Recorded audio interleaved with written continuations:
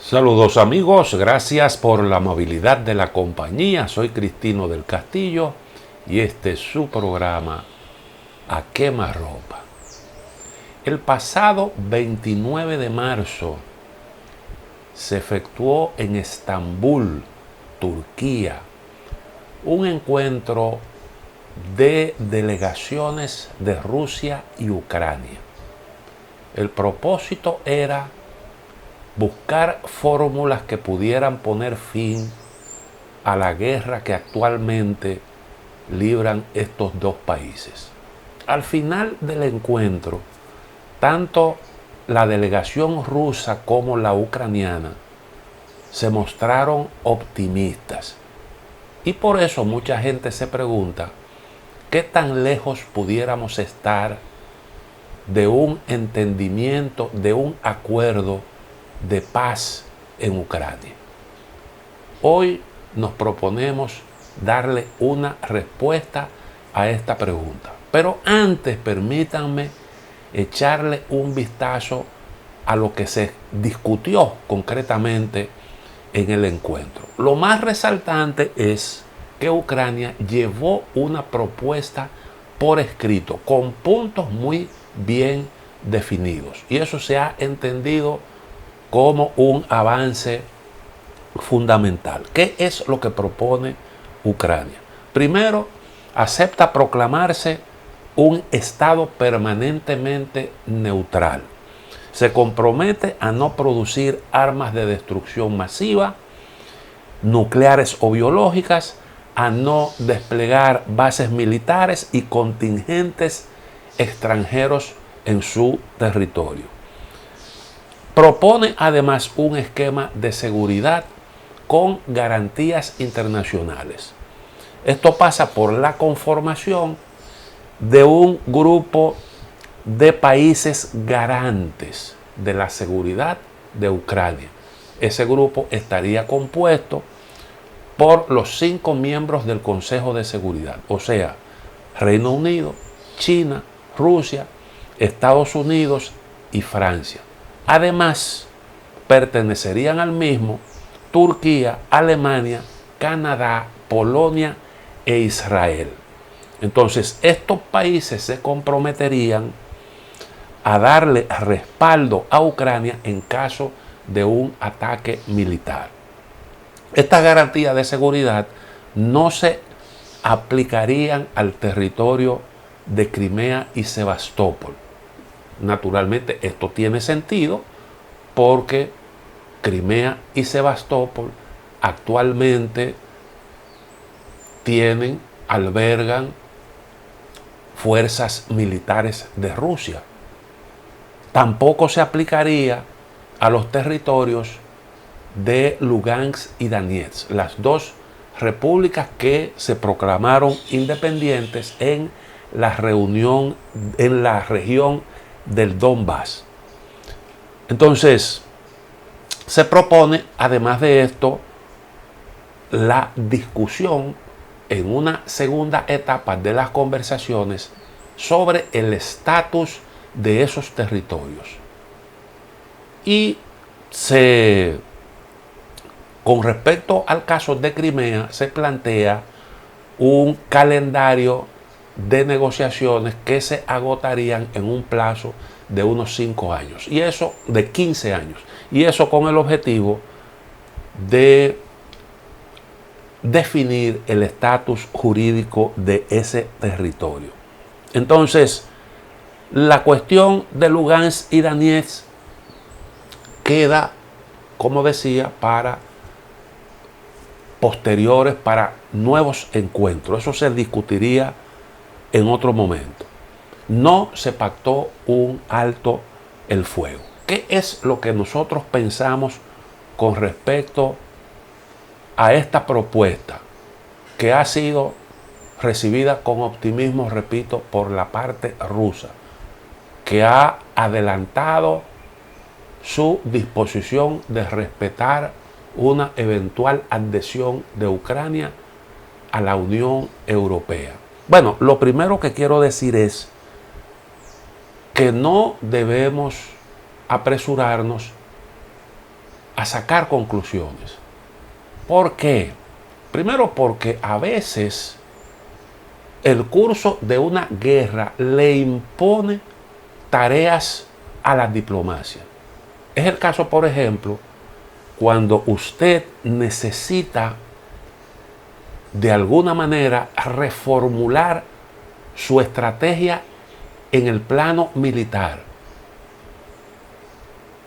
abandonar algunas posiciones que ya se tienen para reforzar otras. Y eso se hace de una forma más cómoda cuando unas negociaciones diplomáticas pudieran facilitarla. Que no se considere eso como un síntoma de debilidad. Probablemente es lo que están diciendo algunos especialistas. Rusia aprovechó el escenario para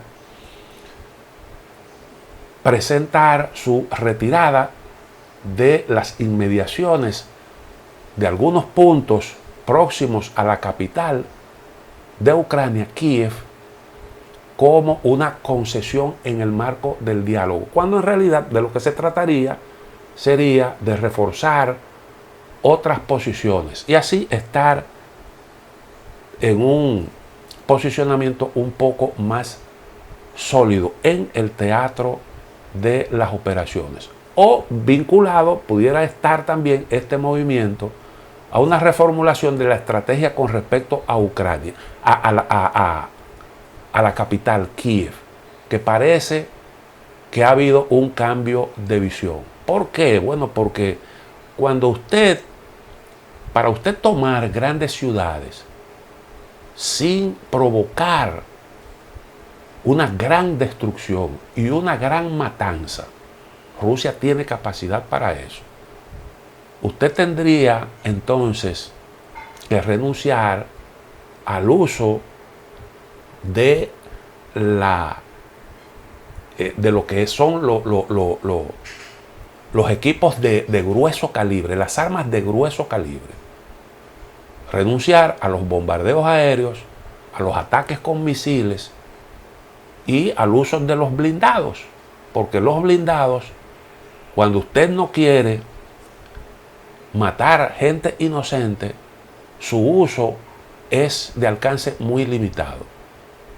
Entonces, para usted tomar una ciudad sin causar esos daños y bajas en la población civil que pudieran traducirse en unos efectos políticos muy negativos, usted tendría que entrar en un combate cuerpo a cuerpo. Y en un combate cuerpo a cuerpo, la parte ucraniana llevaría ventaja, porque arrebatar una posición que ya se tiene, que se está defendiendo, es más difícil que conquistarla. Y entonces pudiera entenderse que hay aquí un cambio de enfoque. Rusia se repliega de algunos puntos próximos a la capital y entonces se centra en otras áreas, como el caso de las repúblicas de Lugansk y Donetsk. Es lo que ellos formalmente han anunciado. Refuerzan su control de la parte este, tienen ya el control de una buena parte del sur, mientras que Kiev está en una especie de cerco militar, lo que permite ejercer cierta presión sobre esa ciudad y otras zonas. Y ese pudiera ser un cambio de estrategia. Pero además de eso, hay otra cosa también importante, y es que para valorar la propuesta de Ucrania hay que tener en consideración que la misma pretende dar, y esto es importante, una respuesta a las 3 demandas fundamentales de Rusia. ¿Cuáles son esas 3 demandas? Bueno, lo que tiene que ver con la neutralidad, que Ucrania está en disposición de aceptar la neutralidad en el sentido de no pertenecer a ningún bloque. el estatus de Crimea, una renuncia propone Ucrania a su intención de tomar estos territorios por la fuerza. Y lo último, lo tercero, es lo que tiene que ver con el estatus de Lugansk y Donetsk. Con respecto al segundo punto, bueno, ya vimos que Ucrania acepta la neutralidad. Con respecto a Crimea, lo que está planteando es: yo renuncio a tomar militarmente este territorio, me centro en lo diplomático. Con respecto a eso se ha planteado un cronograma de conversaciones con el objetivo de definir el estatus de este territorio sin prisa, en un plazo de unos 15 años. Eso significa la aceptación de la realidad actual de facto, aunque lo jurídico se seguiría discutiendo.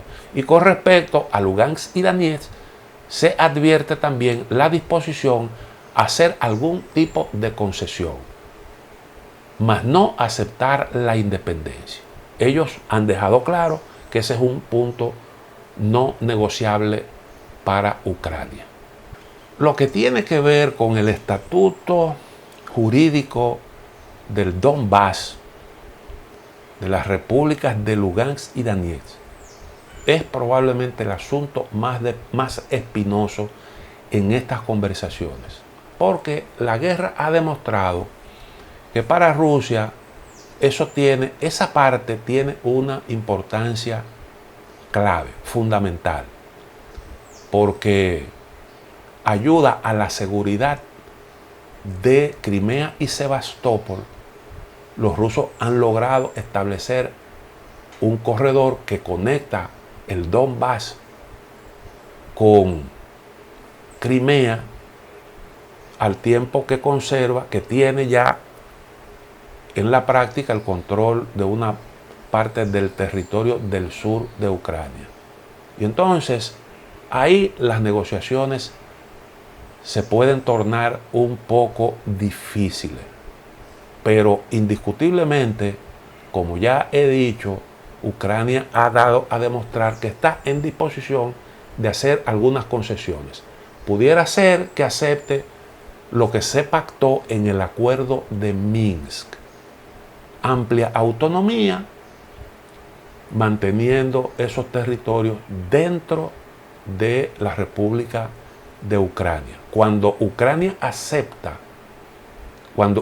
plantea no incorporar esos territorios al mecanismo de seguridad, con eso se adelanta la disposición del país a hacer algún tipo de concesión que le dé a Rusia garantías de seguridad. Y entonces ese es otro aspecto también importante a tener en cuenta. Pero cuando se habla de negociaciones de este tipo, no podemos apresurarnos a sacar conclusiones. ¿Por qué? Porque muchas veces una guerra, el curso de la guerra le impone a la diplomacia determinadas tareas, que es lo que pudiera estar ocurriendo en el caso de Rusia y su necesidad de replantear su estrategia. Pero además de eso, pudiera estar ocurriendo en el caso de Ucrania, porque cuando usted está en una situación de cerco y acoso militar, hay situaciones de tipo logístico que usted necesita resolver. Y pudiera haber algo de eso, tanto del lado de Ucrania como del lado de Rusia. Pero muchas veces también las propuestas de paz se conciben como una herramienta política al servicio de la guerra. Eso se lo escuché yo a un comandante guerrillero salvadoreño que actualmente se desempeña como asesor de la OTAN, que fue uno de los principales estrategas de la de la guerrilla salvadoreña. Y él decía que la política del FMLN sobre la paz tenía que ver, tocaba aspectos importantes de la guerra y estaba al servicio de la guerra. ¿Cómo es eso? Bueno, sencillamente porque cuando usted plantea, cuando usted exhibe vocación pacifista y cuando usted exhibe posiciones flexibles, eso le ayuda a conseguir ciertos apoyos, a conseguir simpatía. Y esos son factores importantes en una guerra, pero al mismo tiempo usted logra poner en evidencia a los enemigos de la paz, aquellos que entienden que el camino es la guerra, el enfrentamiento militar.